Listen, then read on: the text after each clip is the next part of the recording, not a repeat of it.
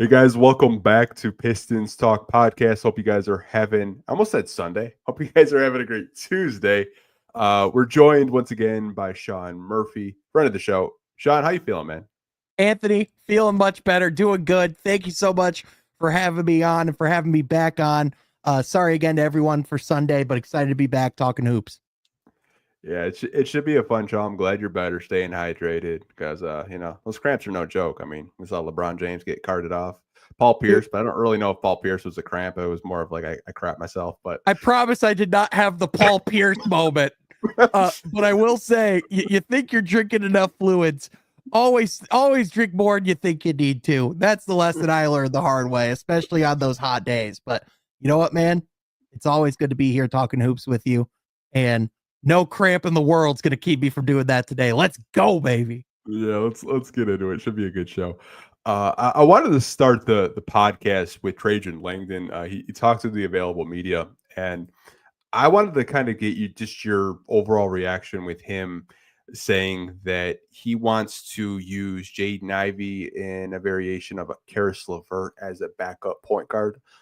What do you think about those comments from Trajan Langdon? And do you think this team still needs a backup point guard? I think from a roster construction standpoint, it would certainly be really convenient if they didn't end up needing another facilitator. But I think the truth is that Ivy and LeVert are both guys who could also thrive with being able to, move off the ball to receive screens and not have as much pressure as playmakers. I do still believe that Ivy can take a leap in that area. I'm someone that does believe in his basketball IQ, and I do think he's someone that studies the game. LeVert, he's someone who's definitely serviceable and you can put in the ball in his hands. I don't really know how much of a facilitator he actually is, and I don't know how much I actually want him running the offense in a given game. So the big thing is Cade's going to probably be in 30 plus minutes a night, and then Ivy's probably going to be staggering. They're probably going to be on the court for the majority of the game. So realistically, you're going to need someone for, 10, 15, maybe 20 minutes to give you quality playmaking, handle the basketball. And that's where I do think that you could, look at some potential options at some point later in the season, because if there is anything, that we've seen throughout this league, and if there was anything consistent about the teams that made it deep into the playoffs and, even won the championship, it's having quality, depth and point guard play, but also multiple guys who can pass the ball and, who can play make. So I definitely think someone else that can definitely take some of that as well as Asar Thompson, if he can improve his handle. He's shown, some flashes of really good vision as well. But I definitely think that if you're looking at potential areas of weakness for this team going into the season, the most glaring to me are backup guard depth and power forward depth. Yeah, I think those are the two areas of need. I thought going into this free agency, Sean, they would have addressed backup point guard, but obviously the Malik Beasley situation, which was just absolutely crazy right before free agency. I mean, even Trajan said today they had to pivot really quickly and kind of adjust their plans. I'm not against Jaden Ivey getting on ball reps. I'm not. I just think they're going to be in the same situation as they were last year, where you need that veteran backup point guard to close out games for you with the second unit. And I also kind of worry about the turnovers as well.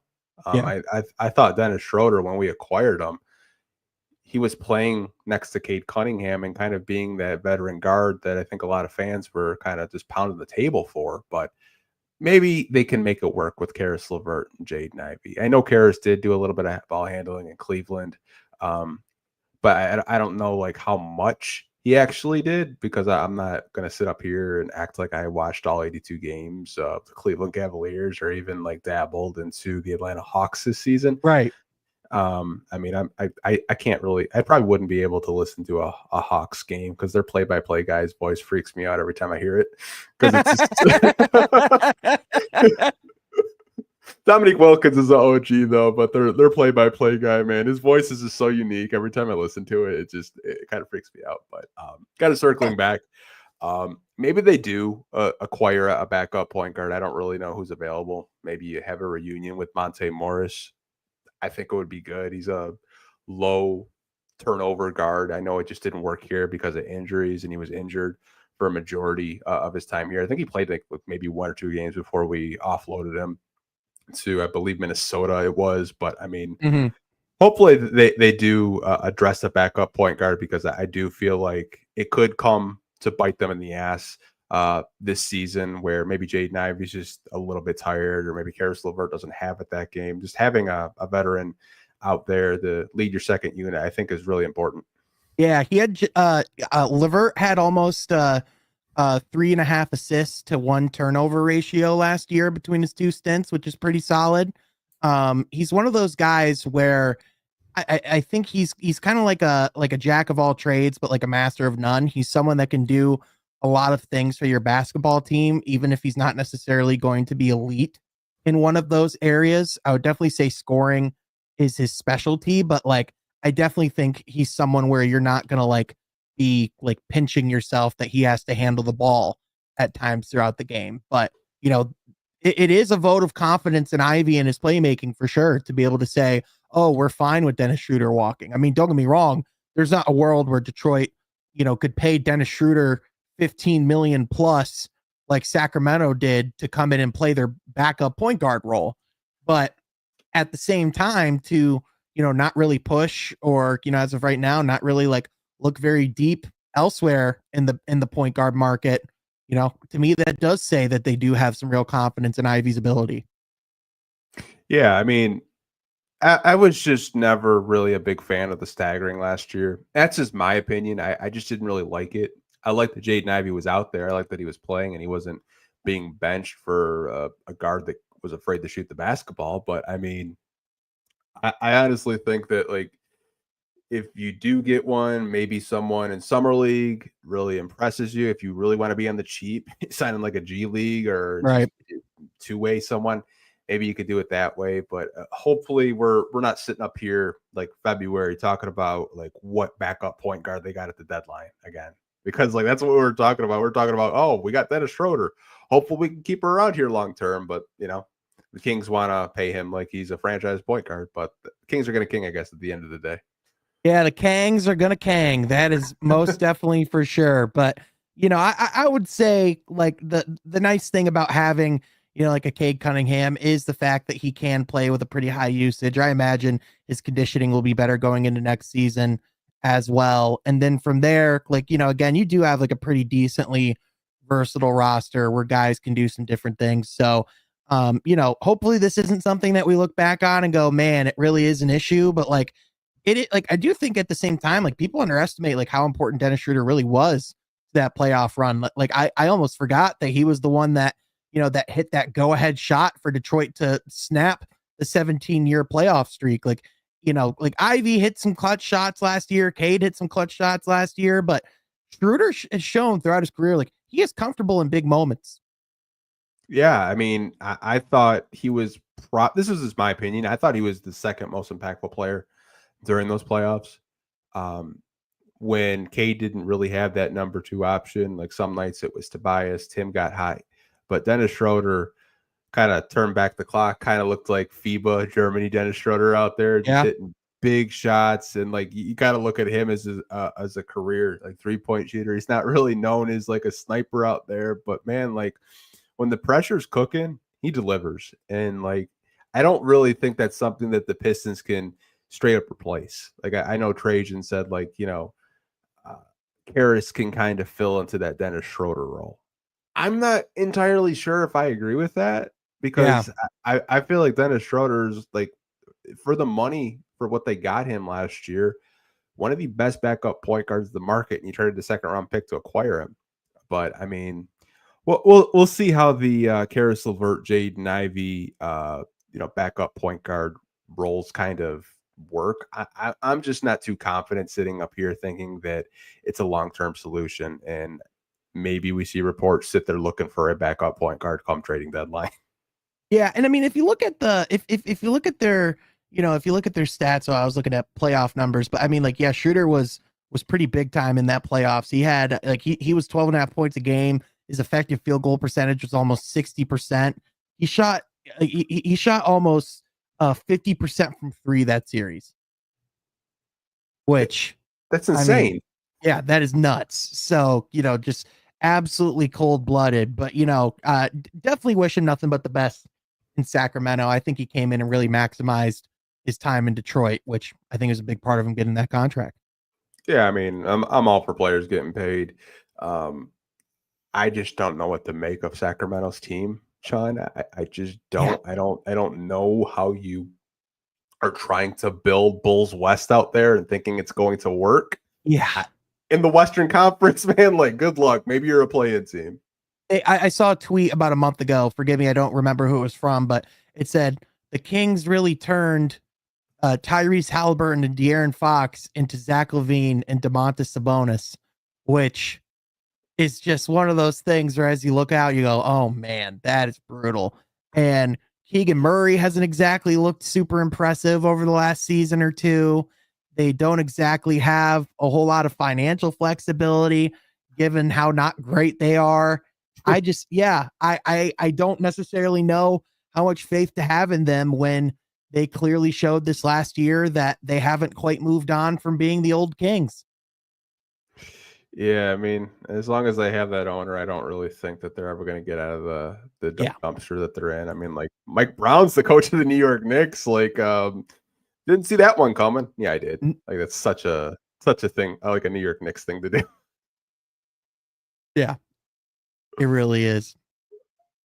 Yeah, I mean, PD says Sack is toast off the beam. Turn off the beam. Yeah, straight up. I don't know how much they're gonna be hitting that button this year. I really don't. But they might have to trade the beam for like a second round pick at some point. They might have to start selling off the freaking beam. Yeah.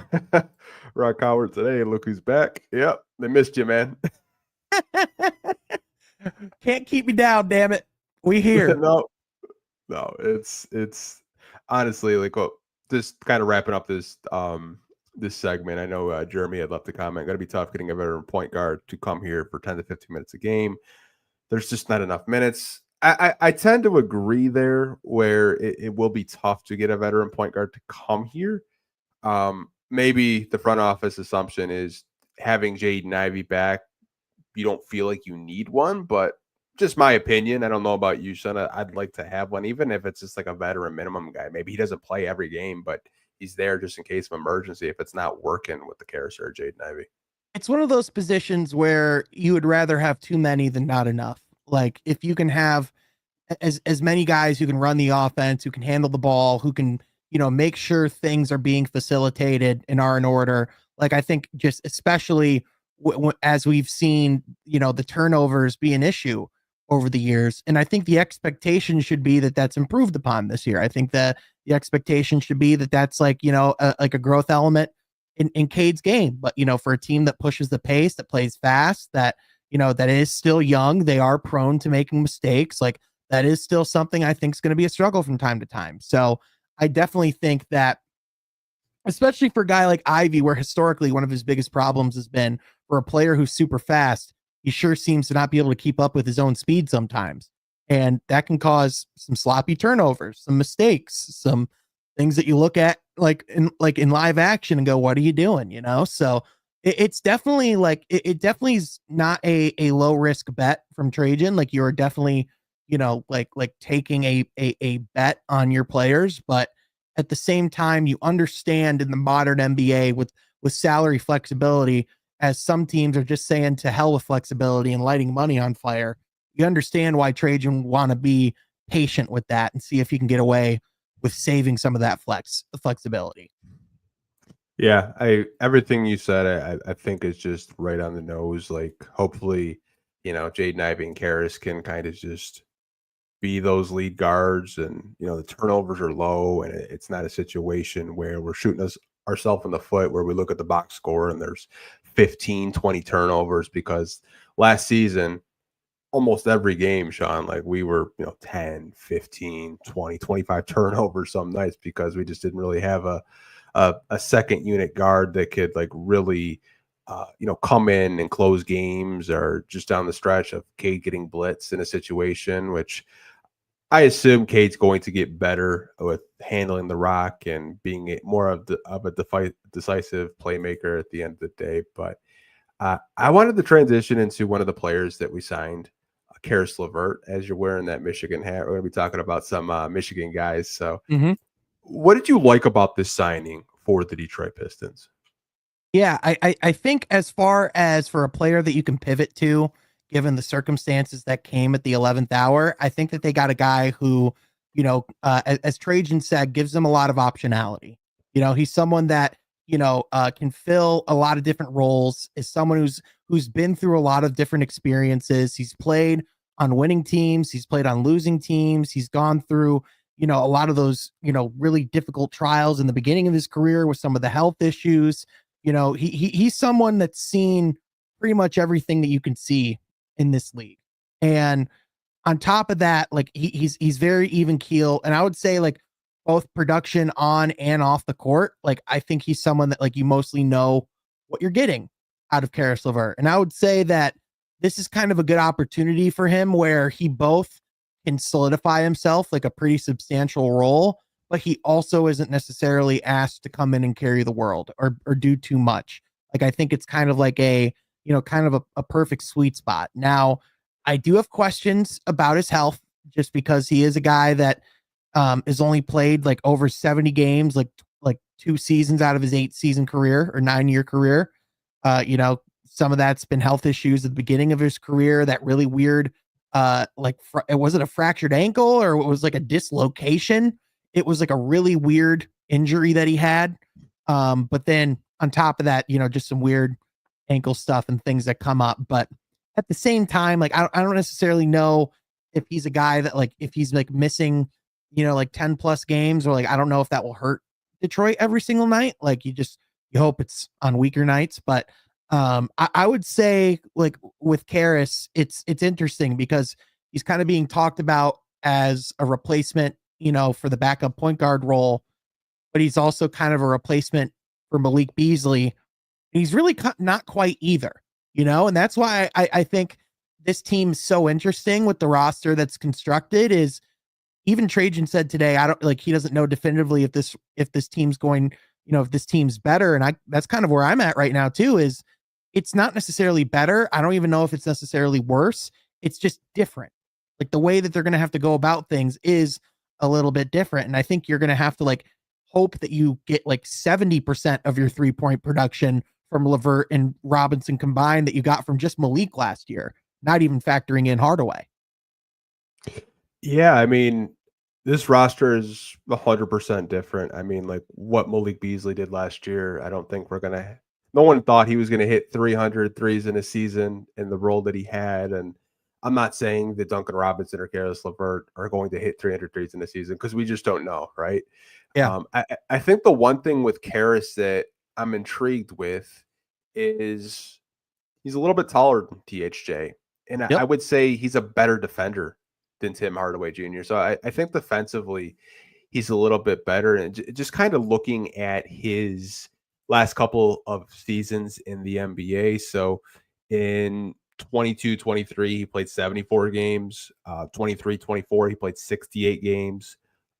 This past season, he played 64 games with both the Cavs and the Hawks. So, I mean, if you're getting 65, 70 games a year out of Karis LeVert, you're probably very ecstatic as a Piston fan. I mean, you can kind of look at his, just NBA career. There's some games where he didn't even play 20 games because of injury. But I think the Pistons revamping their medical staff. You saw a lot of guys out there like Tobias, Malik Beasley, Tim Hardaway Jr. Didn't really see too many injuries last year. And I think that was by design by Trajan to target guys that play a lot of games. And maybe this medical staff can keep Karis LeVert healthy. I also like the ability of him handling the rock a little bit more, just not being a spot up shooter, likes to play in the mid range, can shoot a three. I think his 3-point percentage is just looking it up right now over the past couple of seasons. It's been, pretty good. I mean, 37% with both the Cavs and the Hawks. I mean, 40% with the Cavs. I mean, kind of dipped down with the Hawks. 33, but I mean, like, if he's at least 35 to 38, I think as a Piston fan, you're probably pretty excited. And I think just the versatility with him as well is a clear upgrade over Tim Hardaway Jr., in my opinion, anyways. Yeah, he had a little higher volume in Atlanta, and his role was a little different than his role in Cleveland. I actually think this is a place in Detroit again where I think he can fit pretty well. I think there are a little too many guards in Cleveland, and a lot of guys that kind of overlapped what Karras was looking to do. Maybe just kind of got lost in the sauce a little bit there. Whereas I think in Detroit, like I'm pretty confident that he can fit pretty well at this roster. I do have some questions about Levert and Cade on the court at the same time, just because if you look at the analytics, they both like to operate in the mid range and by the basket, and that is something where I could see that kind of like overlapping a little bit. He's someone that is a capable catch and shoot 3-point shooter though, so if he can get that percentage to be around where it was, or even potentially a little bit higher, I definitely think that's something that can be worked out pretty quickly. But again, it's definitely not a 1-to-1 translation, between either like a Malik Beasley or a Tim Hardaway Jr. But like you said, there are things like his size, and in my opinion, like his own self shot creation, that were just not things that were necessarily there as much from Malik and Tim Hardaway Jr. There's trade-offs for sure. Yeah, I mean, like, I kind of feel like if you're looking at Tim Hardaway Jr., I think he's more of an upgrade in the standpoint of he's just more versatile. I think. But I mean, who's going to take those charges? Is Karras going to step in and take those charges like Tim was last year? Which I know bringing up charges is probably like a really silly point, but not with me. I love charges. Honestly, I would love to see a breakdown. I've been trying to look this up for a long time. I would love to know how many charges Tim Hardaway Jr. took last year with the Pistons compared to the 2023-2024 Pistons combined, because I'm betting that Tim took more. Just a hunch. Yeah, probably. I'd have to look that up. I'm not 100% sure, but I like the signing. It's not a long-term signing. It's a 2-year deal. Yeah. It's a tradable contract. Yeah, that too. I'm just to the point where, like, I'm going to try to hold my judgment until I actually see these guys play on the court.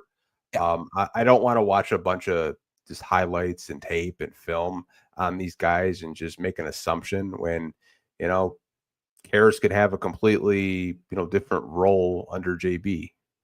You never know. Like, his role might be a little bit different than it was in Atlanta than it will be with Detroit. Yeah, I know that's a long ways away too, and I know people are just itching to talk about the fit and are the Pistons better. But I mean, I have to actually see it with my eyes with Cade and all those guys out there, because I don't really know how they're going to gel together. But I assume Karras is a smart enough basketball player where I think he actually is a really underrated player off ball. Like, I honestly think there could be situations where maybe Cade and Karras kind of share those reps, where Cade's bringing the ball up the floor and Karras is just playing off ball, and vice versa. I think Cade has shown the ability to play off ball in situations as well. So I just really like the versatility with him as a player. Yeah, no question. And again, with what Trajan and the Pistons front office were faced with right before the window of free agency opened, which I know officially teams were allowed to start talking to players on that Monday at 6, and there's anti-tampering rules. But Anthony, we both know that agents had been talking to teams for weeks. So for the Pistons to be able to go in, because again, that would have been for a lot of teams, I think they would have panicked under lesser circumstances. So, for them to go in and get someone around the same annual value that you were going to give Malik, but at a year less, and also like still brings some pretty quality skill sets, to the table. Like, I know people, wanted to see a more flashy deal, and I understand that. It's fun to see to be on the right side of a Woj bomb or a Shams bomb, but at the same time, like, I think this is the type of thing where it's like, we've seen this Pistons front office or Pistons front offices in the past strike out or whiff on these swings, where I was like, I'm okay with hitting a single. I'm okay with getting a double. Just get on base and let's go from there. Yeah, I think they've tried in previous regimes and previous years to try to go for the grand slam and they strike out. Yeah. Um, like if Karras is a double or a single, at least you know you got on base, and you know at least you're on the right track. And I'm honestly okay with the move. Initially, I wasn't the biggest fan, and I think that was just be me being a little bit reactionary at the time because the Beasley news just kind of caught me off guard. I'm sure it caught a lot of people off guard because I thought they Yeah. were just going to run it back 100%. Like I really didn't think that. Like I thought it was just going to be Beasley and Schroeder, or maybe Paul Reed, but the way they pivoted, I think you do have to applaud them in that way. Yeah. You could have done a heck of a lot worse. Yeah, I mean, you really could have. So the second guard wing, whatever you want to kind of categorize him, Duncan Robinson. So he was a sign and trade for Simone Fontecchio. So what do you like about Duncan Robinson, and what intrigues you about him as a player? Yeah. I mean, when Duncan Robinson gets his 3-point shot going, he can be as about lethal as anybody.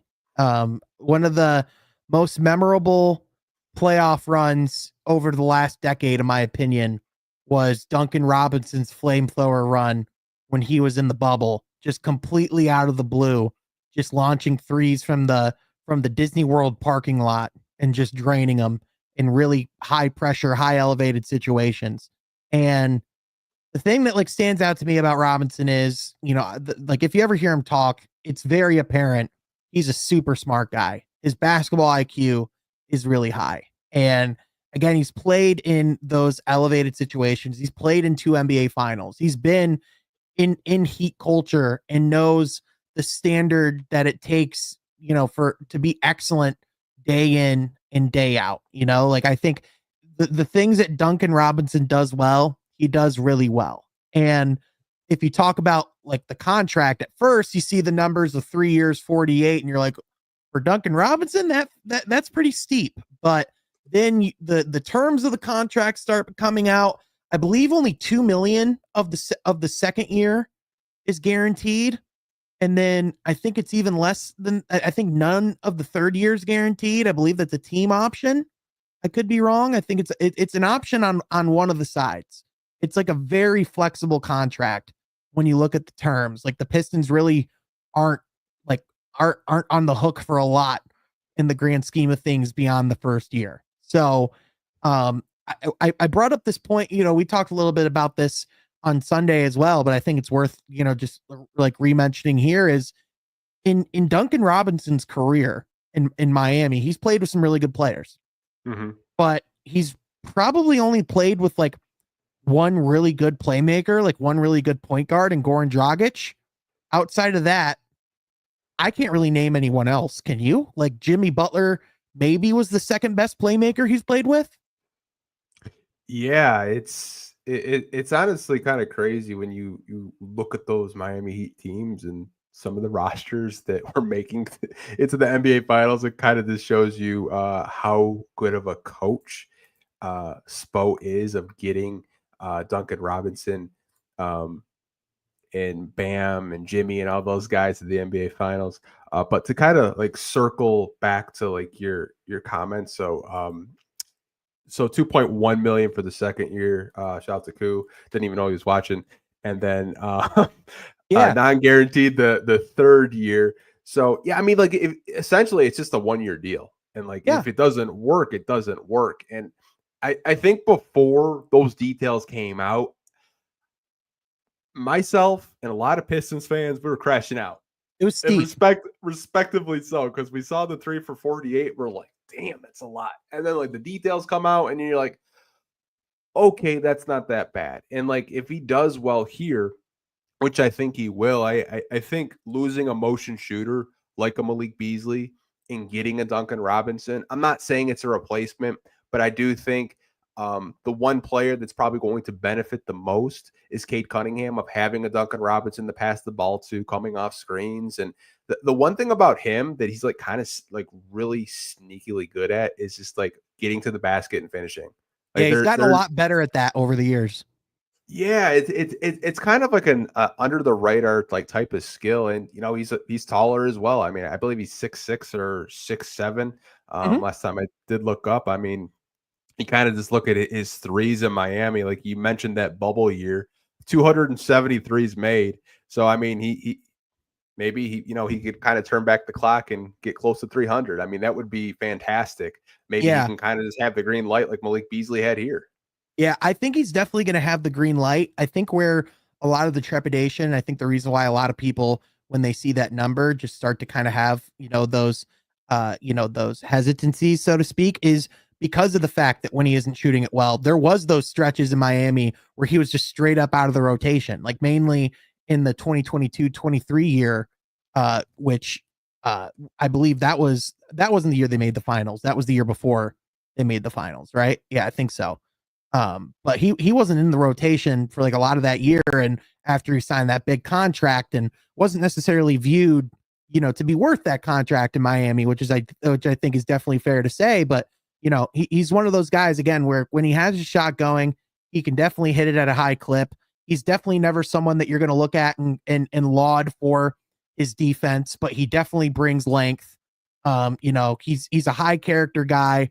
You're definitely not going to have any of the off the court concerns with Duncan Robinson. So I would say that it's a safe signing when you take all of those things into consideration. And again, with a lot of those non-guarantees and a lot of those back end, like figures, like I would probably argue that this is a move that, or a contract that could be packaged in deals later on as well.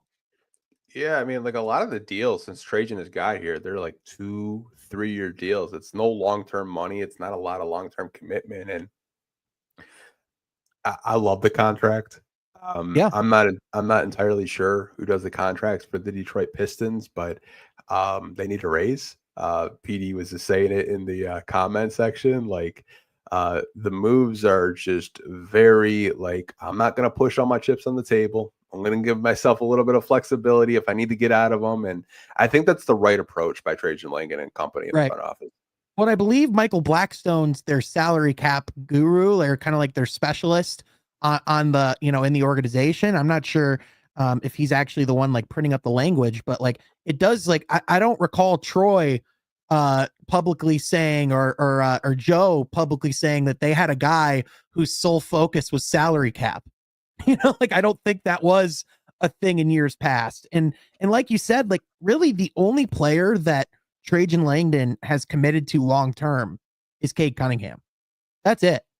Outside of that, like it's been 2-3 year deals, team options on the back end. Oh, like if Detroit does want to make a move, like at some point, it almost feels like they're positioning themselves to like have a window of knowing or like being able to evaluate and then moving from there accordingly. Yeah, I mean it's not like where you're overpaying for like I'm just going to use this guy as an example, and it's no slander. Like you're not overpaying for like a Marvin Bagley, right? Yeah. Like you're not like attaching in like the Marvin Bagley contract. I thought the Pistons overpaid. I don't think there was any team in the NBA like actually going to give him 12, 13 million dollars. I just never thought that. Yeah. But Trajan in this front office, they seem very cautious. And having that flexibility open, I think is a smart decision when you do want to go all in and you want to put your chips on the table to get that big star or that big fish of how these Pistons fans talk about like getting that number 2 next to Cade. Like, I think you have the ability and the option to do that. If you want to do it maybe a year from now, 2 years from now, because I think your books will be pretty clean and you'll have some financial flexibility and, your draft picks to, kind of lure in deals. Yeah, exactly. And again, the guys that they have right now, a lot of like the veterans, they're very complimentary. I think the guys that they brought in are all going to know exactly what their roles are in this squad. Actually, it's kind of funny. Last year, going to kind of like the media day for like the Motor City Cruise, and kind of one of the players at the time on the cruise who's actually on the Lakers summer league squad right now is Cole Swider.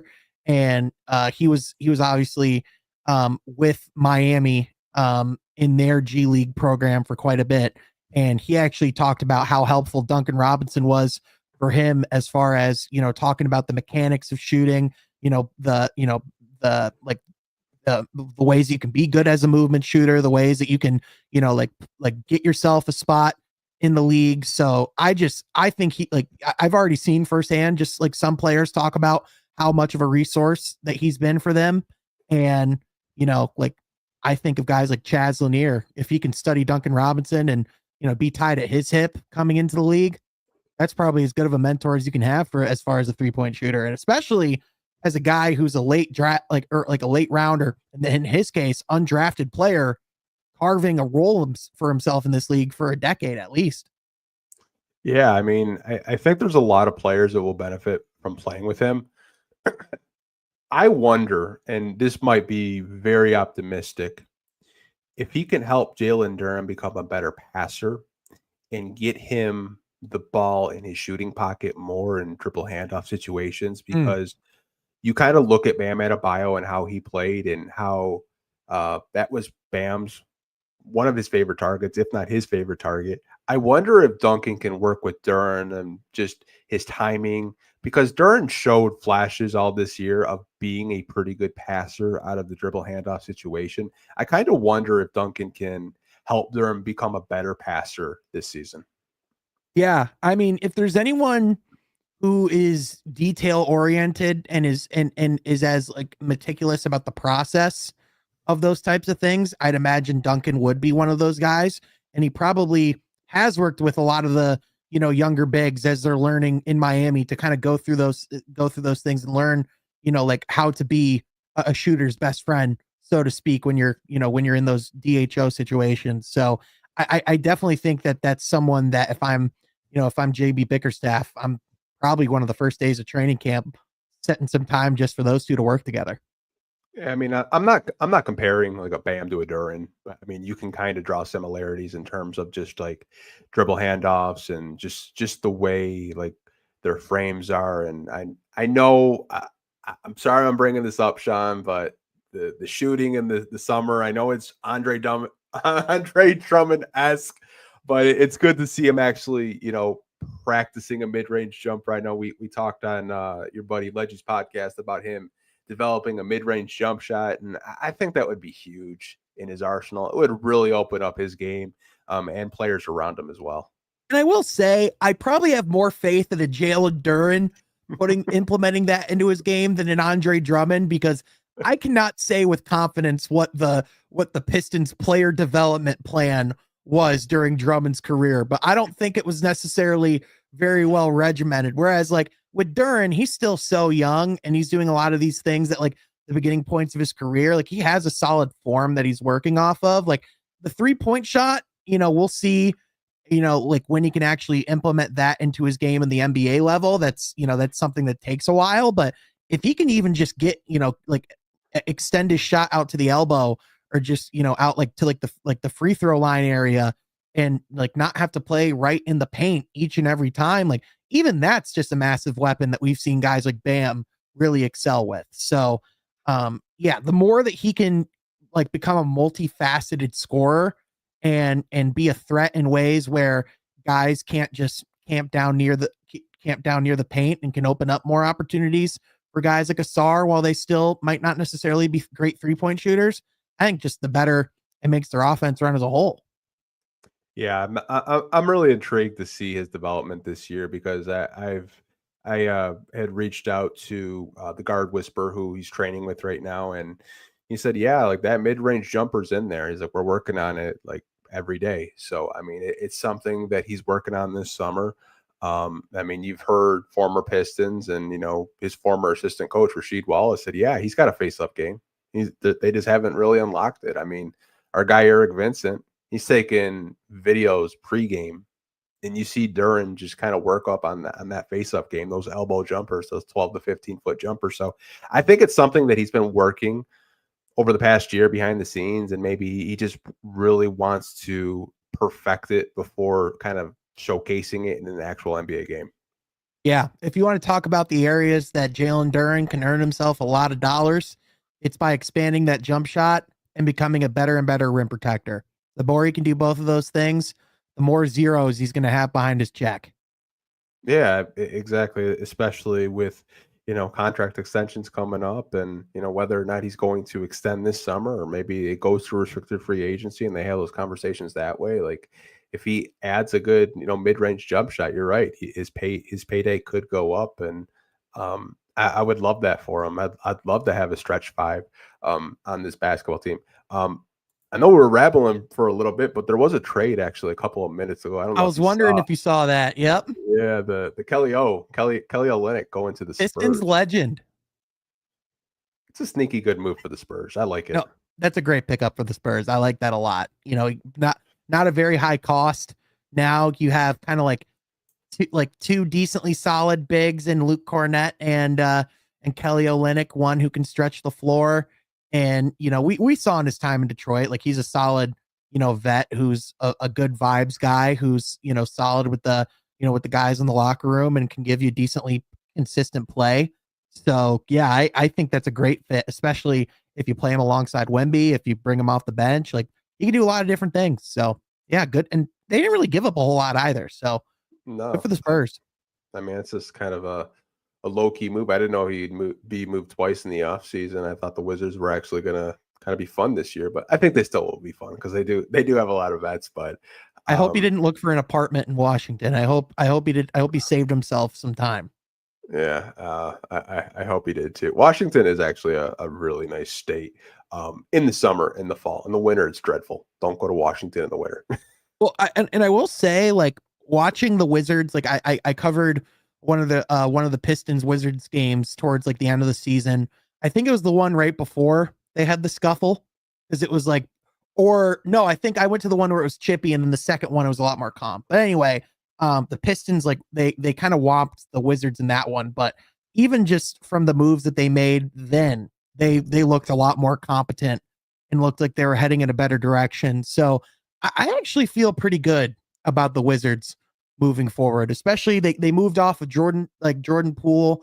They have some guys, who are going to be a year older, more experience under their wing, some more solid vets on that team. Like, I think the Wizards could maybe not entirely suck.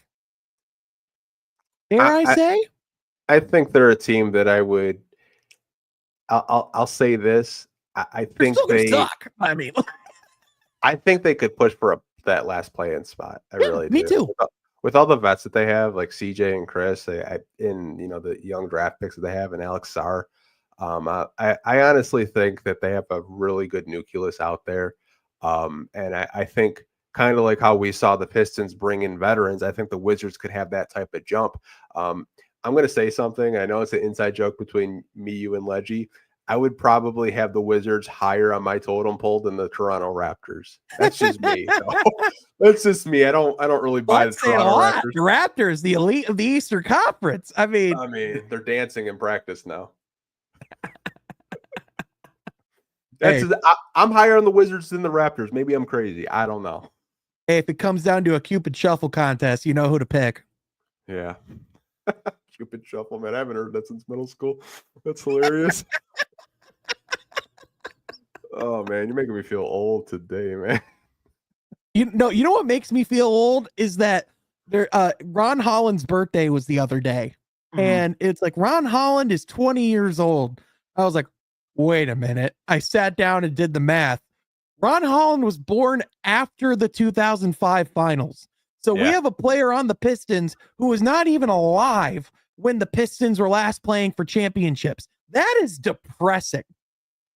Yeah, it honestly is. I remember making a graphic like last summer, and it was like Ron Holland wasn't born when the Pistons won a championship in 04. I was like, well, wow, I'm getting old, man. These kids are born in like 05, 06, 07. Like, man, like I was graduating middle school like around that time. Holy shit.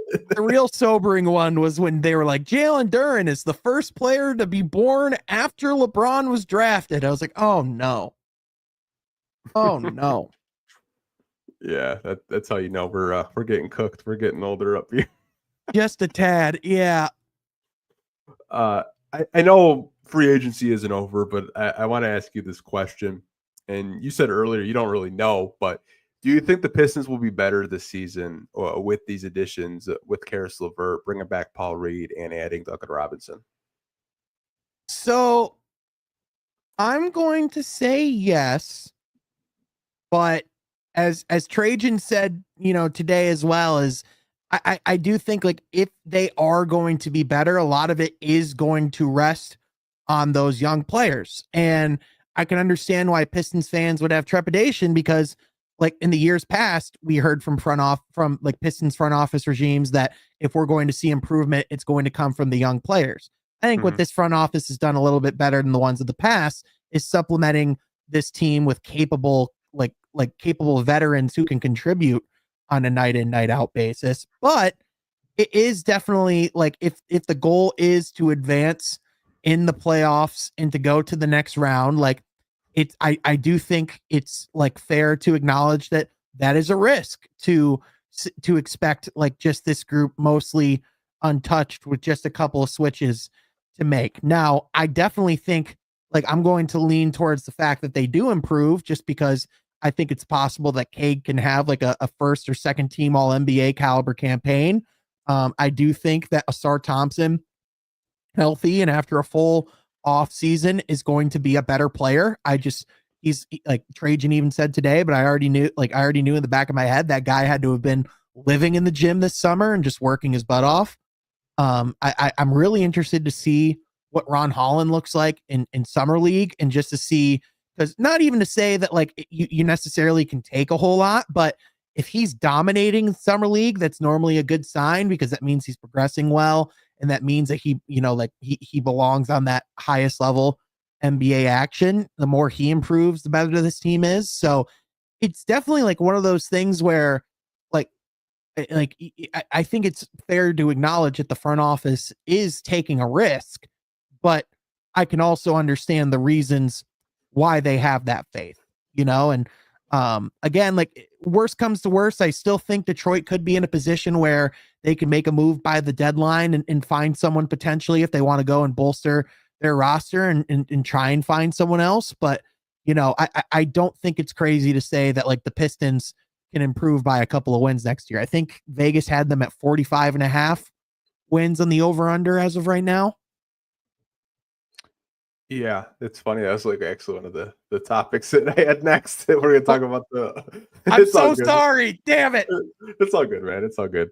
We can kind of like make it just like one big topic. But when I was thinking of this question, I was like, will they be better? I thought of like my expectations last year.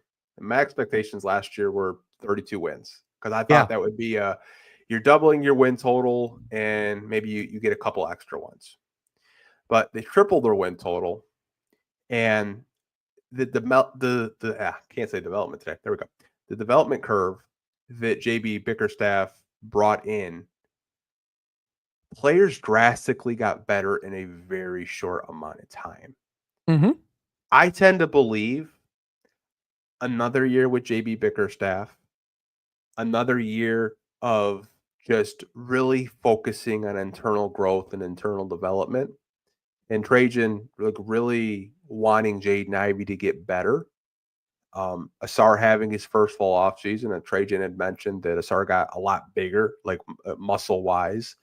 I think they're really leaning heavy on their young talent that they have, and I think that's the right approach. Yeah.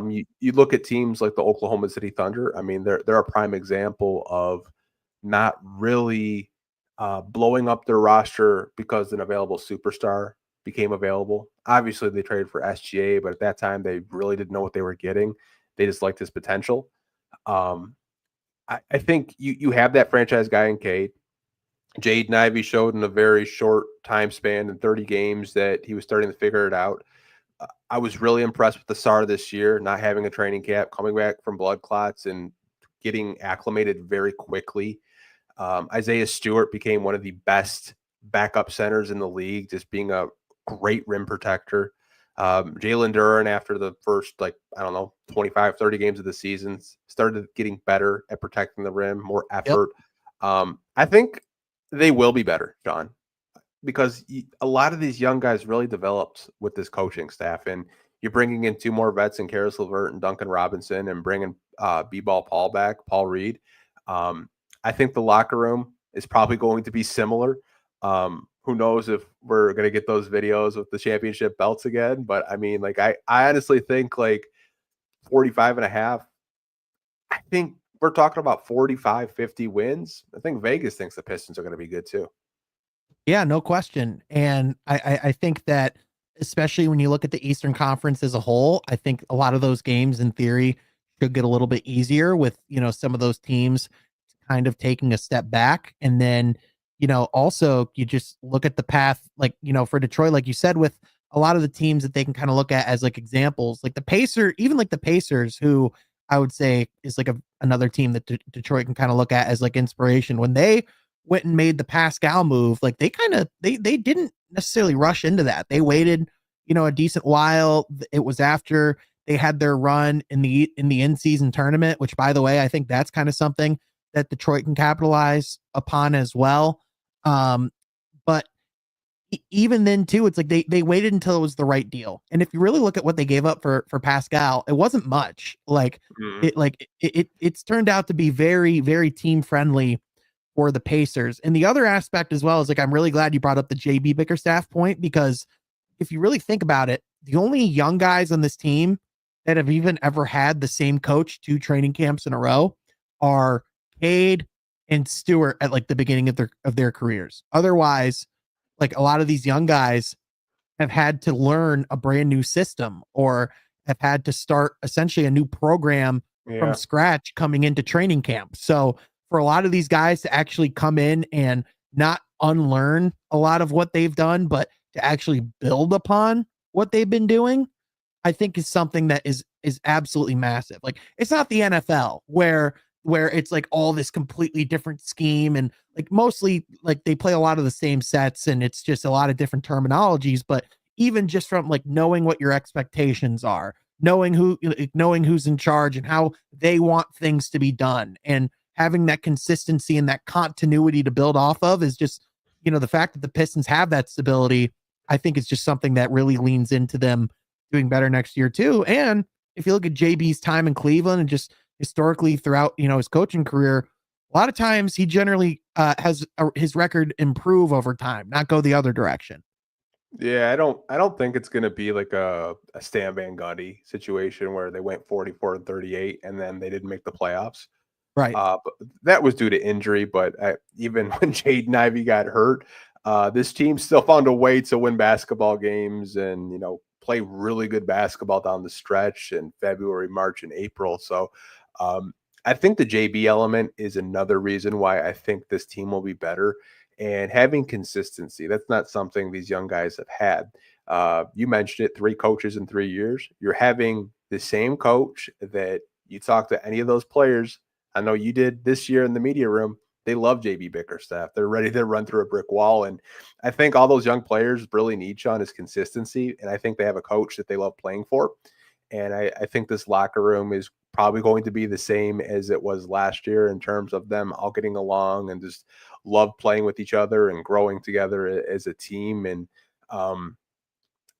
that's just me being positive and kind of like spinning my outlook on it. I really think highly of JB as just a communicator and a good coach of getting them to that next level.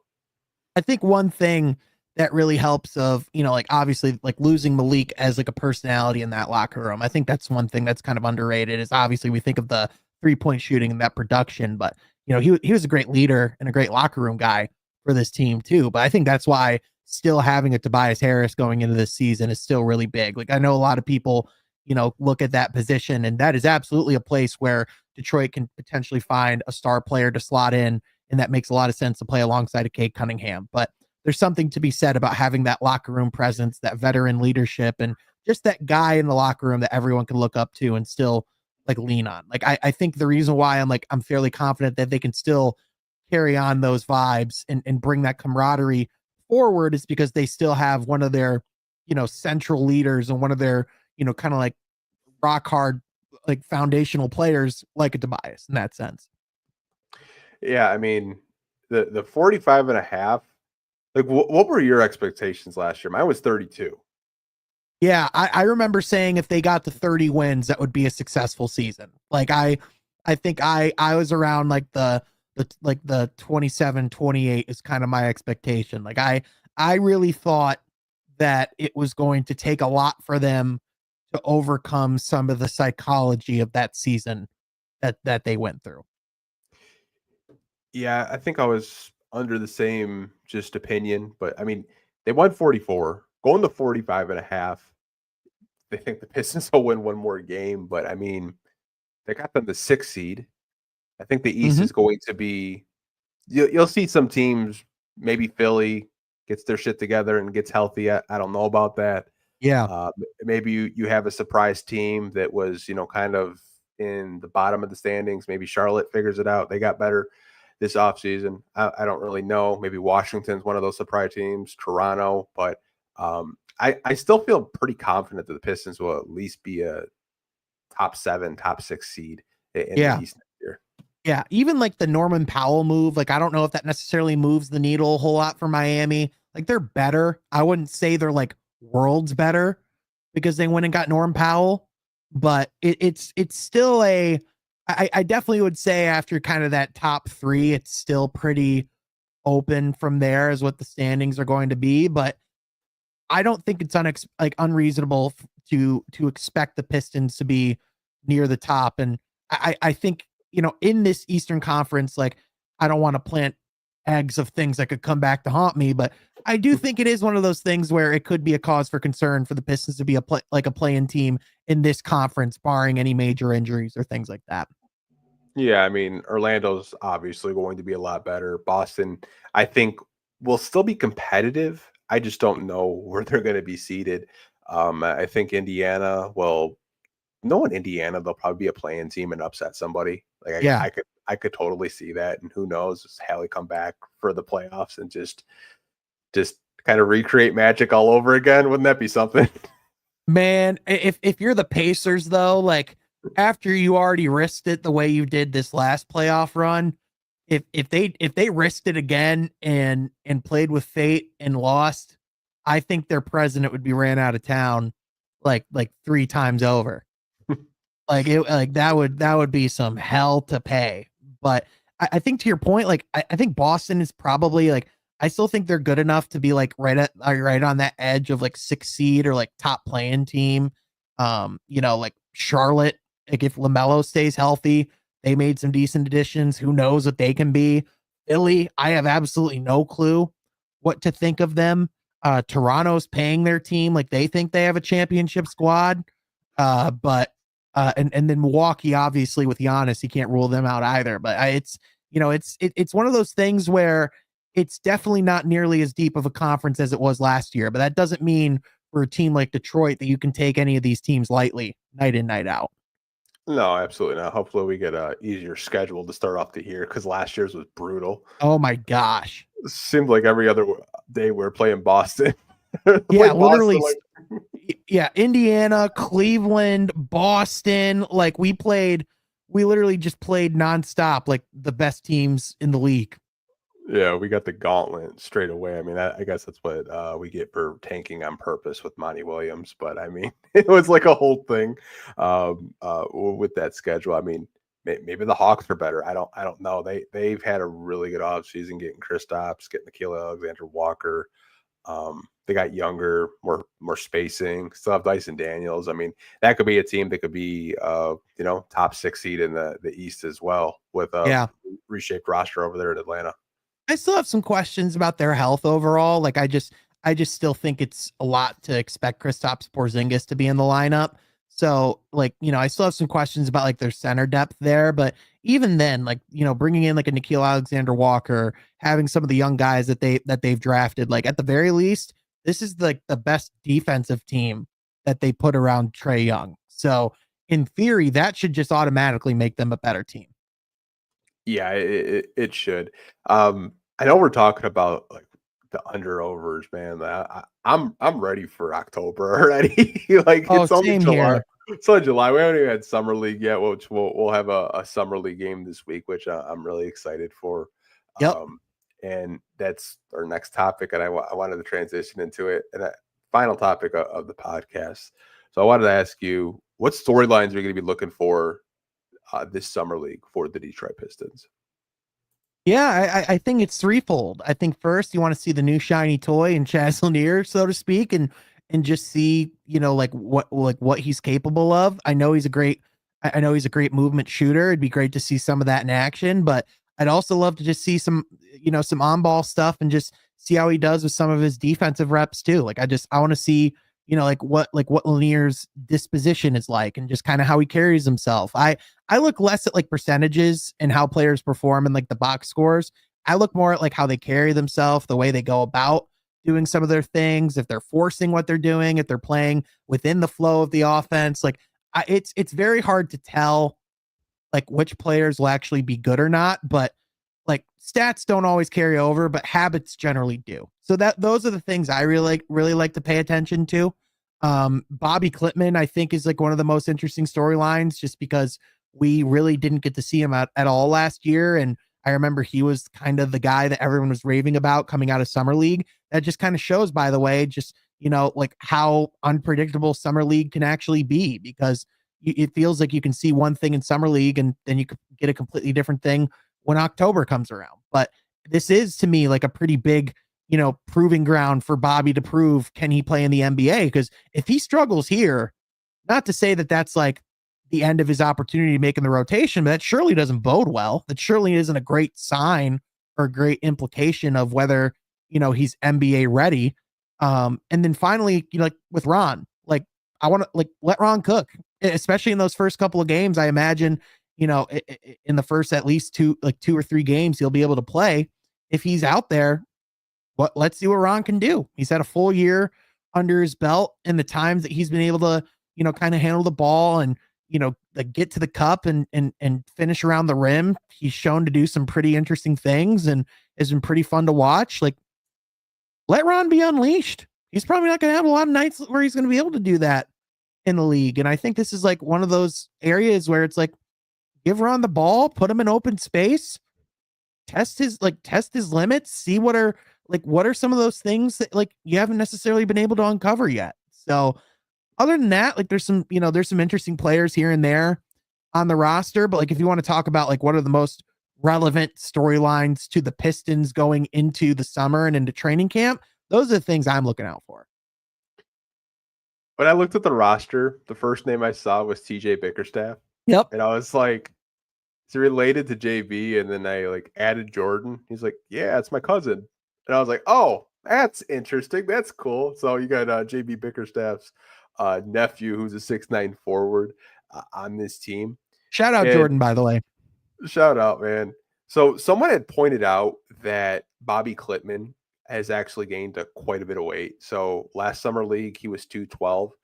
They just weighed him a couple of days ago. He's 225, Sean. So he's been in the weight room. He's gained weight. And the one thing about him when I was critiquing his game is I was like, if he just adds a little bit more size, a little bit more weight, I think he could actually be an NBA player. I mean, gaining over 10 pounds since the spring and summer, I think is a good sign for his development. I'm really intrigued to see how he plays in the summer league. Him and Ron, to me, I think are the two most important players we should be keeping an eye on because they are on the Detroit Pistons, and I think those two are going to be the vocal leaders of this team. Yep. But there's some undrafted guys that I'm kind of keeping my eye on, like Dawson Garcia, who's a stretch four, went to Minnesota. If you're a Michigan fan, you probably remember his name because he torched you guys a couple of times. Bryce Williams, who I think a lot of Pistons fans, maybe they're not too familiar. He was another undrafted free agent. He could really just score the basketball, pass. Zakai Ziegler, who I think a lot of Pistons fans, the true sickos out there, they're going to just love this kid because he's just a junkyard dog defensively. Like they have some really fun, intriguing players on this roster. I do this every year, Sean. I think the Pistons are going to win the Summer League championship.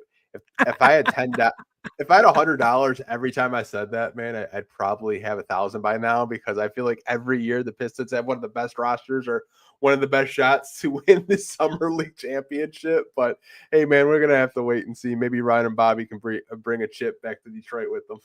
I'll just never forget one of my all-time favorite, not only content creation moments, but summer league moments was actually one of the first times you and I collaborated together. We were on a stream doing a watch party during Jaden Ivey's summer league run, and it was the second game, and he was popping off. I went to go to the fridge just to get something to drink. I was gone for 20 seconds. I come back and I'm like, let's go. And you're like, and Ivey's injured. And I just go, I literally just, yep. Like that was just an absolutely elite moment. One of the first times you and I just cracked up together on camera. That was a fun pod. Oh man, I forgot about that. Was it Joe Polo? Yeah. Yeah. Oh, shout out to Joe, man. I've not seen him make Detroit Pistons content, but it was you, me, and I think Joe Polo. We were doing a watch party for the Pistons Summer League game. Yeah. You went to the fridge. Jaden Ivey rolled his ankle. Yeah. You're like, where's Ivy? And I'm like, you rolled his ankle. You're like, dude, no way. Yeah, I just was like, like I was riding high, man. And then immediately flipped like a switch. And it's nice, like this year especially, I would say it's a lot less high pressure stakes for the Pistons for summer league. It's like with Cade, it was appointment viewing. With Ivy and Duran, it was appointment viewing. Asar to a little lesser extent, but with this, it's like, this is still gonna be fun to watch basketball, but I don't know if this has like massive implications for the future of the Pistons other than, getting a sense of whether or not you might have to go get some more wing depth. Yeah, I mean, I think my expectations are a little bit lower because you don't have a first overall pick that you just immediately drafted. You have a second round pick. We didn't even talk about Jazz Lanier. Like, I think Jazz Lanier will do well. I honestly think that him being in the starting lineup next to Ron and Donis Jenkins and Tolo Smith and Bobby, I think he'll do excellent. I'm really curious to see his 3-point shooting. And he mentioned today about, and they brought Ziegler from Tennessee too, as kind of like someone that can help him be comfortable.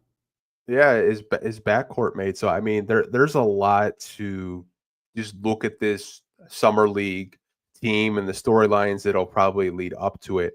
I honestly think it's going to be a really fun summer league. And I think the expectations are kind of low because you kind of look at the games that the Pistons got. Like they're not like on ESPN like right away, like which I think is cool. So I think they have one ESPN2 game and the rest are on NBA TV. Yeah, I mean, it's just kind of chill. We're getting the Pacers treatment because we don't have the first overall pick. Like, at least we didn't get the ESPNU treatment. It's like at that point, you might as well be on ESPN 8 The Ocho, and they have you on like a split screen with cornhole. Oh, dude, did you see they got in so much trouble for that? For airing cornhole, and they didn't air baseball, I guess. Like that's ESPN. Right. Yeah. There was I think it was either like a game or there was like it was the draft, and then like they were, we're gonna be a little late. We have a cornhole tournament finishing. Like, oh no, man, that's wild. I wanted to talk to you about one more thing, and then we can wrap this podcast up. So I was listening to the Hoop Collective, which is, one of my favorite NBA podcasts out there with Brian Windhorst. It's one of the best. And they were talking about how a lot of NBA teams thought that the salary cap was going to go up from a 10% increment each and every year. So next year, it's only going up to 7%. Yep. And their theory behind why it's going from 10 to 7% is the RSS feeds. From the lack of money that teams are getting, because I know locally here, I pay for FanDuel Sports Network. I give them the $20 a month just for convenience. Same here. Obviously, I mean, there are sites out there, if you know, that are free, but they were kind of talking about how the NBA is losing money with these RSS feeds, with like the FanDuels and the NBCs, because no one can afford to watch their basketball team anymore because of like the feeds are just so expensive, and these cable companies can only carry them for maybe a year at a time, and how that actually might affect contracts in the future. Like they were talking about, like there's been reports of Booker's like 2-year, like 150, it might be 2-year 137, just because of, the new revenue with the TV deals. I mean, Yep. don't you think that's kind of interesting? Like we could see future contracts actually be lessened because of the RSS feeds and the TV deals. I mean, as it relates to like maybe a Jaden Ivey or an Asar Thompson or Jalen Duren. I think it's extremely interesting. I would also bring up the fact that I would imagine a lot of general managers are making salary cap and roster decisions off of the assumption that it goes up 10% every year.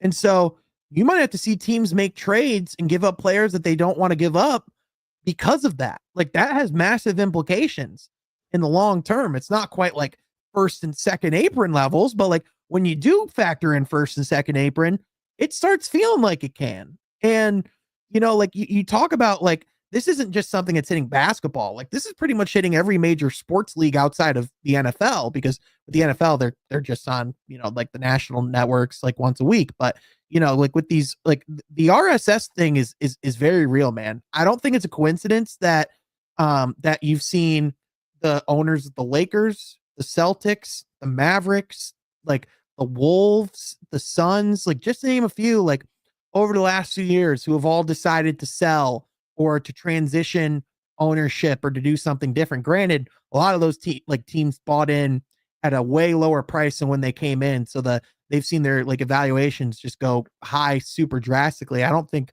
we're at a point where like the value of the league is in jeopardy or anything, but you talk about for a lot of these these smaller market teams and these teams that are not the Lakers or like the Knicks, like a lot of these teams rely upon these regional like network like TV deals for their revenue. Like it made up a lot of these teams' revenue, especially in sports like baseball. So that's why I think it is going to be really interesting. And I think if you want to talk about like the biggest issue or challenge facing the NBA going forward is how do you replace that revenue? Because I don't think there is a one for one. Like, like you can try and push towards like everyone to have like their own solution, but not everyone's going to do it the same. Some teams we've seen have offered paid subscriptions. Some teams have offered it as like a free service or like a free thing to their, to people that live in the community.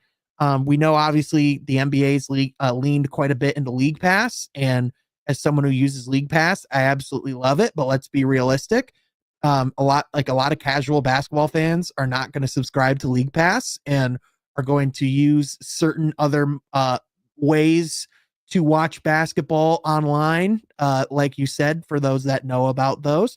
But like it is going to be something I think that you see over the next few years really start to heat up as kind of like a point of contention and as something that like they're really going to have to get creative about, because again, like how many people do we know like firsthand where like they're like, oh, how are the Pistons doing? I don't even really get to watch them because like they're not, I don't even think they're on my package, or like they don't like I don't like a lot of people don't even have cable, and a lot of people are switching to these streaming services, probably assume it's already in there, and then when they find out it's not, and it's another $20 a month to add that on, like for a lot of people, like that's just too expensive.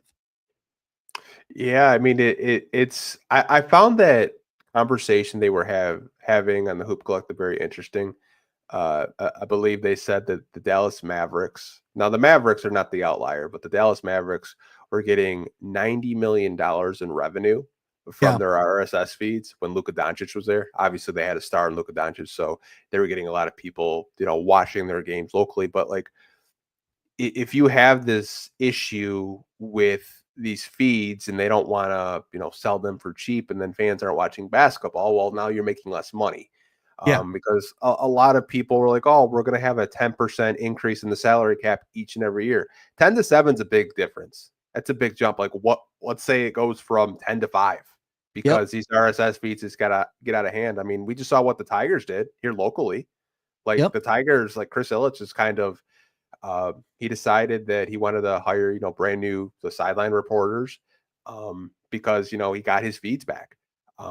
I personally think like the NBA has to do a better job of kind of regulating these, and maybe it's just a straight streaming service where, you pay $20 a month and you can watch any NBA team you want. Yeah. I mean, I feel like if you want to get Amazon in deals, I mean, I think that's another reason why we saw so many TV deals as well. That's why Yeah. you're going to have Amazon and NBC and Inside the NBA and ESPN, because they need those revenue dollars and they don't want to lose money. And I'm sure a lot of these front office guys are like, like we don't really know what to expect in terms of the salary cap going up each and every year. Yeah. And as far as something that I'm watching, as far as, kind of an interesting element of all of that, I'm not sure if you saw, it was like a week or two ago, but like kind of like an under the radar announcement, or, like a report, which was that the NBA TV and Turner Sports were parting ways, and like they were no longer going to do the production for NBA TV. And so it sounds like MLB Network is in preliminary talks to take over the production side of of those things. But to me, it's like when I think about, okay, well, what are some solutions that the league could look at in the future? To me, like you said, like could that be a thing where the league has like a more standardized, like, is there a thing where the NBA could have a production wing, kind of like how the NFL has its own production network and has its own television network and studio within like the LA stadium, right? Like I think that is like something that they are going to have to look at, is they already have like, a lot of like different production, companies and things that they do, but they might have to like look at ramping that up exponentially, or really taking that more on in-house. And so, yeah, it's really going to be interesting to see how this affects the business of basketball, because it definitely is going to. But I overall, like I would say I'm not too worried, just because even the way that people are engaging with the sport nowadays has changed, as well as we've gotten more towards social media and clips and engagement. Like the way that things, like the way that success is judged and the way that people can earn revenue, is like those pathways have kind of expanded exponentially over years. So it's just the business of basketball is going to change, but I don't necessarily think the size of the league is in jeopardy. Yeah, me either. It's just I heard them talking about it because they were discussing Nikola Jokic not deciding to sign a contract extension with the Nuggets, and how the salary cap isn't going from a 10% increase down to a 7% increase. And they mentioned about just like the TV deals and their RSS feeds. And I was just like, man, we have been complaining about that since Fox Sports sold, because it has just been such a disaster from Bally to FanDuel. Got a little bit better, but I mean, there's still times where, John, I was watching the game this year and I thought I was in the 1950s.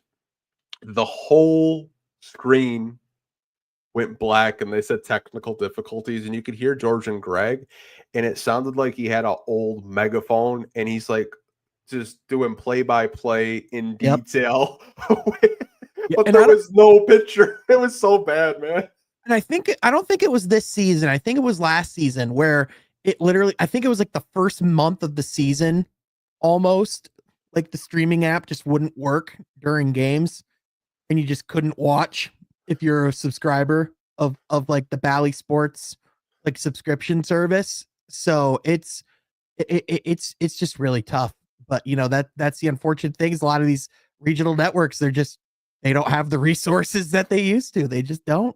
No, everyone's downsizing, man. I mean, we saw like guys that we grew up with, like Mickey York and Trevor Thompson, and like everyone just get let go, and it's just like, well, what the hell's going on, man? Well, and unfortunately, crazy. I think a lot of that is because now, like, I think a lot of these, like, kind of like what you saw with the Tigers, where they brought in Benetti, like he's an employee of the Tigers. Like he's not like it airs on FanDuel Sports Detroit, but like he's not an employee of the network. Whereas I think in the past, a lot of these people were predominantly, hired by the networks. And so if these teams are taking on, more of the production responsibilities, or, they do have more, like direct say on the talent, you imagine that, some shifts are going to be made, some budget cuts, and it sucks because unfortunately the first people they look at are the people who make the most, which are those veterans and those legends and those people that we've grown up with, that have been a big part of what's made these Detroit sports broadcasts who they are. Yeah. Thankfully, we have some really good young talent in Detroit. Like Mhm. Johnny Kane is amazing. Natalie Kerwin is awesome. Like we have some really good young blood in Detroit too. But it just sucks when you lose those really great, like professionals who were doing it for a while and still had that passion for it. Yeah, man. I don't know about you, but I mean, like, I grew up on just like Fox Sports Net and just like watching those guys. What it was like on like cable for free, like before Yeah. all the cable packages. Kind of show my age a little bit, but I mean,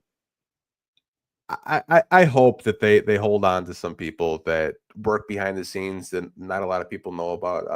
I know I don't know about you, but I've come to know a lot of people that worked on at FanDuel that do like a really good job. Mhm. Like some of their social media people that got let go, but then got rehired, like production assistants for the shows that they do a really good job with. But man, the whole RSS thing has just been such a circus show for the past Yeah. couple of years since COVID. It's just absolutely wild, man. Yeah, and the world is like, if you want to talk about the biggest change that streaming has brought to sports, it's this, right? And I think like it's going to be interesting to see how some of these players impact where these changes go, because I know there's been talks of whether or not all these games could end up on Prime one day.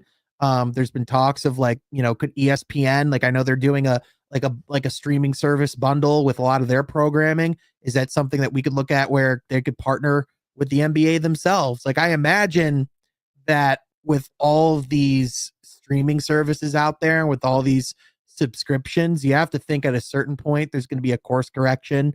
And we've already seen some of these networks kind of consolidate and combine some of their packages together, because Mhm. the truth of the matter is you can only have so many subscriptions. And so Tell me that's about it. why it's going to be so interesting to see.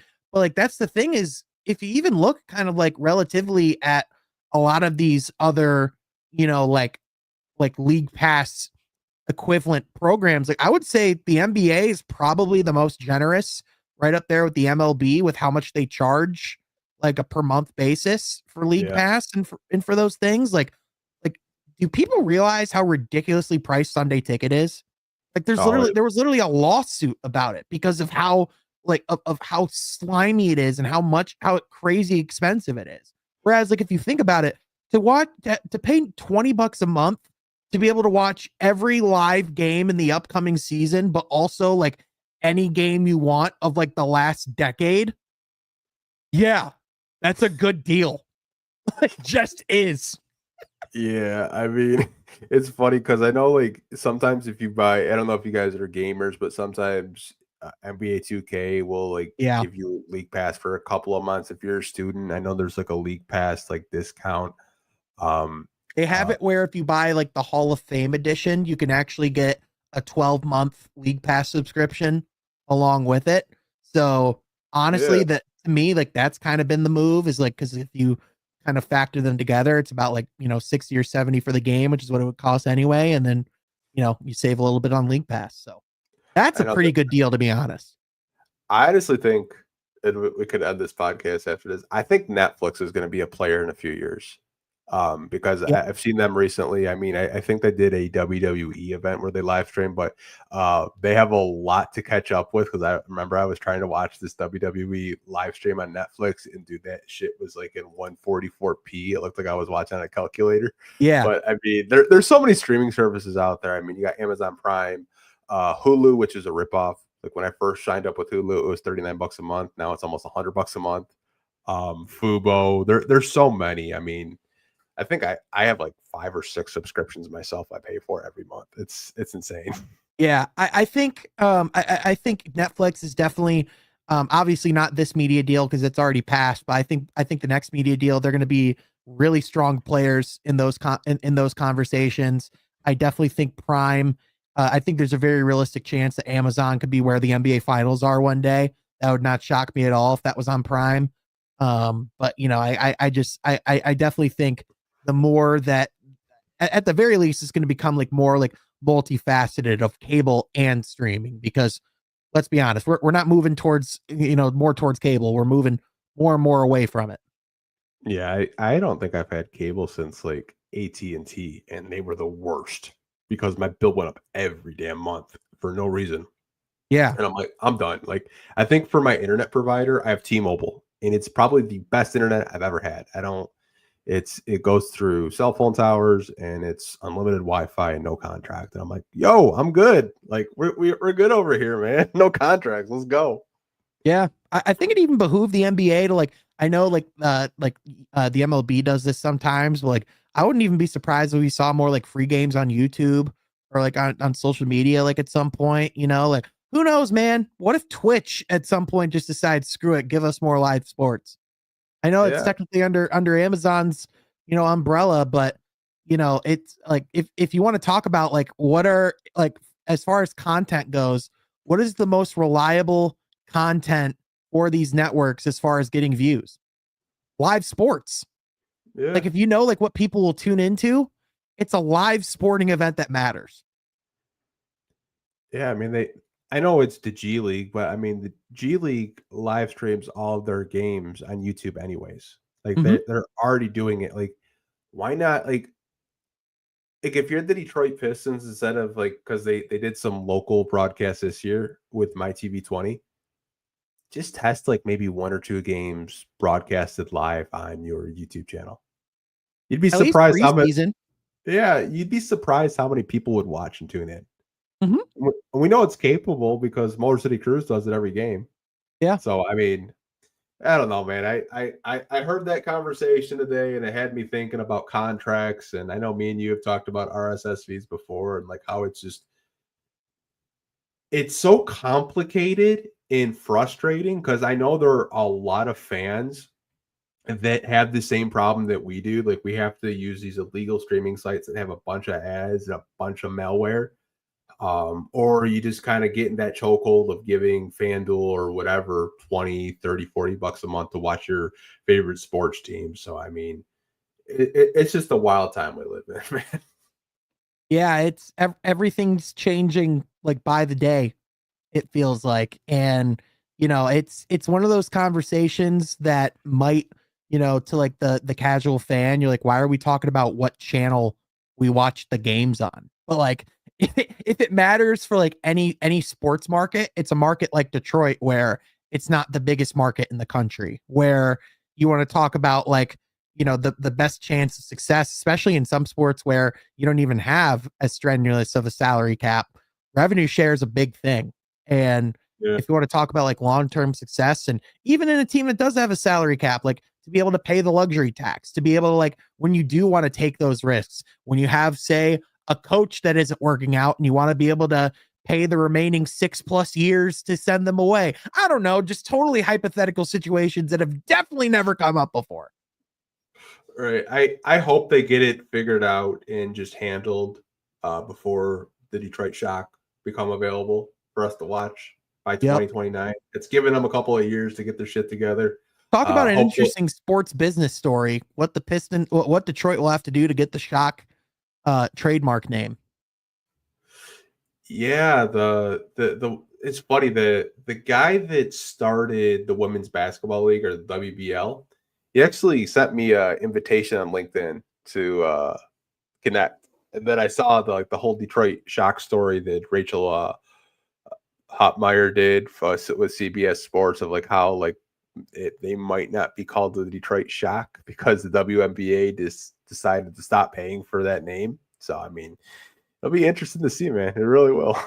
Yeah, for sure. I think there will be a lot of people who, who I wouldn't say would be pissed, but would definitely not be thrilled if they didn't get that name. And quite frankly, I would imagine if you're Tom Gores and you have that opportunity to bring the WNBA back, it's like, sure, you could come up with another name. You could have like a new start as a franchise, but like when you have a brand that's as iconic as the Shock were and as synonymous with the W as they were, like I think if you have the opportunity to bring that back, you're already spending $250 million on the franchise. You might as well make sure you have the proper name and branding to go along with it.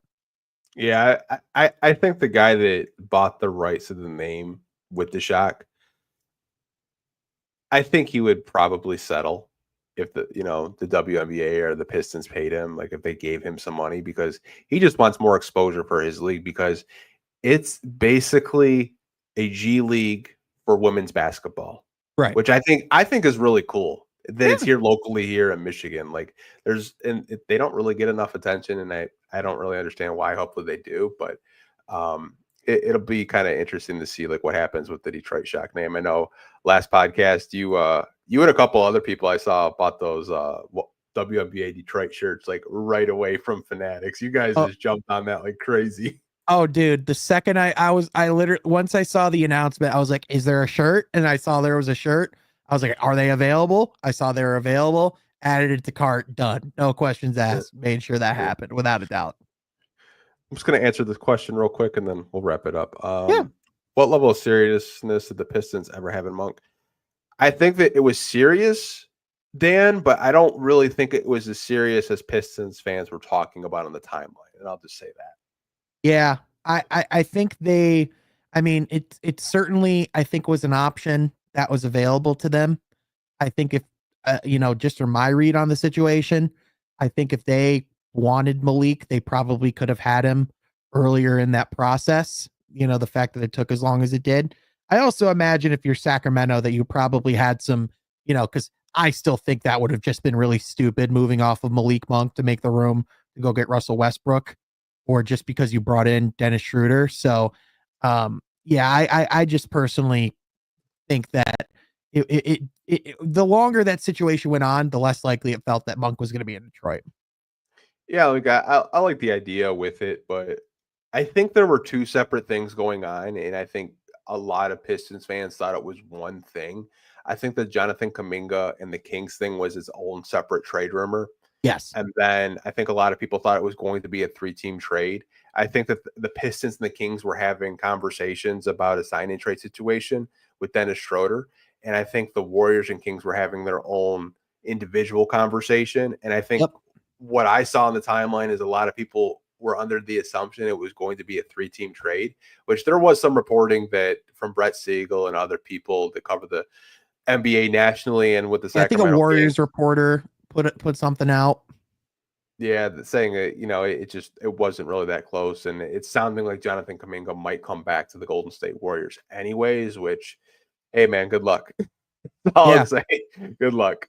Good luck, man. I mean, Kuminga's kind of he's kind of like an interesting case study of all these young guys that, like, even though he's had some up and downs in the past, it's like, well, you just assume they're going to get paid something, or you assume that they're going to get some form of, like, even Patrick Williams got like 5 years, 70 or 80 million a couple of years ago. So you're like, oh, well, naturally Kuminga will get something. But it's the fact that, like, they're even having a hard time finding a deal that they like to trade him somewhere else. So I'm telling you, the restricted free agent market is not good. And I think if you're a Piston fan, that bodes well for you with Jaden Ivey and Jalen Duren, because these guys can't get traded because these teams are kind of afraid of what the salary cap's going to be next year.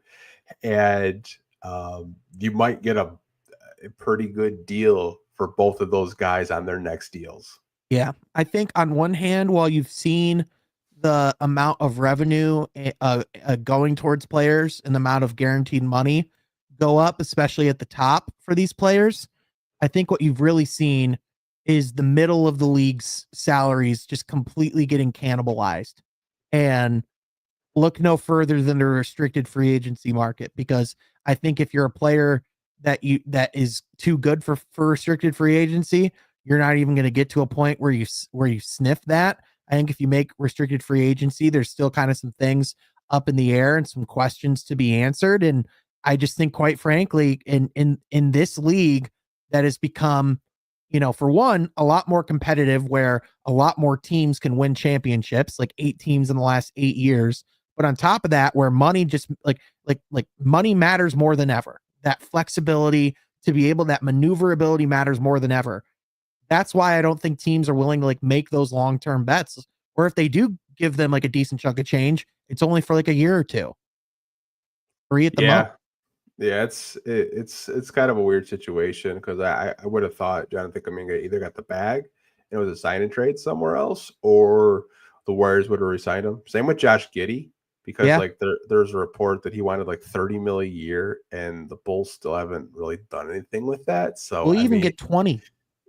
Yeah, so it's like if you're a Piston fan and you're worried about Jaden Ivey and Jalen Duren, I think it kind of you could breathe a little bit easier knowing that like maybe the market's not as good as like some of these players think it might be for their next contract because I mean a lot of those guys I thought would have already been signed or traded and they'd be all taken care of, but they're not. So Yeah, if there's anything I think we've learned, over the last couple of years, but this summer in particular, it's that players think the money's out there.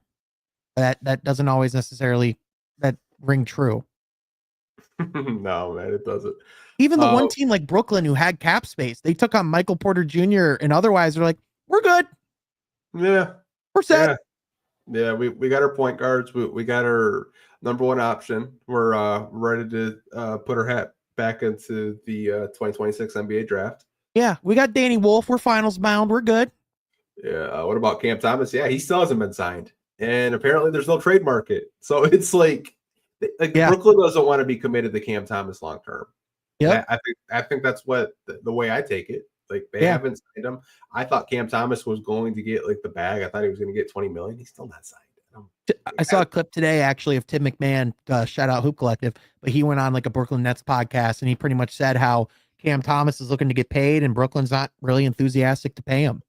And, like you said, like the market, especially for those players who are just so in the middle of could be great, could be very mediocre, like can score some buckets, but not really sure like what the overall impact on the game is on both sides of the court. And like if they can actually contribute to a team that does anything meaningful. Like, I think it's fair to have concerns of putting $20+ million a year into a guy like that. Yeah, I mean, he's a good scorer, a good talent, but I could understand Brooklyn's perspective of not wanting to like be attached long term because I don't really know like what their window is for a rebuild. I don't know if it's a 3-year rebuild, 4-year rebuild, or they have the draft capital to get better when they want to because they got a lot of draft capital from these trades that they did acquire. But Sean, I appreciate you coming back on and coming on the podcast, talking with me as always. But I do want to give you the floor for people that are watching right now, where they can find you, what you're working on over at your YouTube channel from Half Court and anything like that. Yeah, for sure, man. Thanks again for having me on. Thanks again for, everyone in the community for the support for, Sunday. Again, felt really bad about that. So glad we were able to get this rescheduled so soon. And I always love coming on the pod, Anthony. But yeah, you can find my work on YouTube at From Half Court. Have a podcast coming out tomorrow, recorded over the weekend with our guy Tom Herr, the leader of the South Korean Pistons embassy. Yeah, that was a really fun episode. Excited for that one to release. Next week I'm actually going to be on vacation, but there'll still be some pods coming out.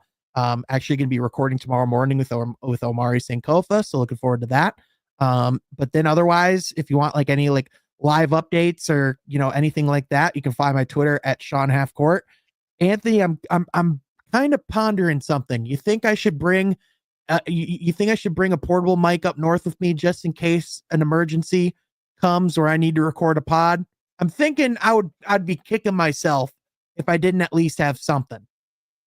You know something big's gonna happen when you don't have a mic. Exactly. So I think I have these like I have this like portable mic system I bought when I did a pod and LCA in the playoffs. I think I might as well just at least bring that up there. And if I have to drive out in the middle of Marquette or somewhere in the UP and find internet service, by God, I'll do it. I mean, you might have to make a car video. A car Very podcast. well might have to make a car pod for sure. Honestly, I mean, I've been there, done that. You gotta breaking news happens. You could be. I remember being outside a gas station one time making a video, and this guy's like, "Man, who you talking to?" Yeah, Trajan will probably have like my geolocation on, and it's like the second I'm in the worst part of the wilderness in Michigan, they're gonna use their trade exception and go get like a really big player to put on the team, and it's like, oh, awesome. Yeah, man. Well, who knows? Probably bring that mic just in case. Oh yeah. You never know. You never know. But we do have your YouTube channel linked in the description for people that are watching live on YouTube. If you want to go follow and support Sean, with his YouTube channel and his podcast. Really good podcast, by the way. You guys should definitely go check that out. And if you guys want to go follow Sean on Twitter, his Twitter is linked in the description below. If you want to see him go back and forth with Raptors fans or Timberwolves fans, definitely do it. Definitely go give Sean a follow. Timberwolves fans love you. We get along great. We have never had any run-ins. Man, I still remember that. But we'll see you guys probably later in the week, because I've been doing more short form podcast as of late, because I just miss basketball. But we'll see you guys probably. Maybe we'll do a Summer League reaction video after the game. Who knows? But till next time, you guys, take care. Have a good night. And as always, go Pistons. Go Peace. Pistons.